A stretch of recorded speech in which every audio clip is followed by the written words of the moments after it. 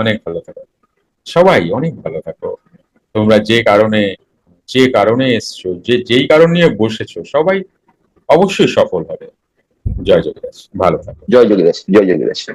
আজও বৈষ্ণব সত্তা আছে, কিন্তু ফুল ফেজে তিলক টিলক কেটে যখন গলায় মালা টালা করে পুরো বৈষ্ণবদের মতোই থাকতাম, চলতাম অনেক বছর। তারপরে তো বাবাকে পেলাম। তো তখন জানো, আমার যে শিক্ষাগুরু আর দীক্ষাগুরু, শিক্ষাগুরু, তো দীক্ষাগুরু, সরি, শিক্ষাগুরু আমাকে দিয়ে কিছু ভক্ত বানিয়েছিলেন, মানে শিষ্য আমার হয়েছিল আর কি, দীক্ষা দিতাম। তা আমার অনেক শিষ্য আছে। তো আজকে মাকে ফোন করেছিলাম, আমার প্রভু দেহ রেখেছেন, আমাদের ওর মধ্যে সন্ন্যাস চলে।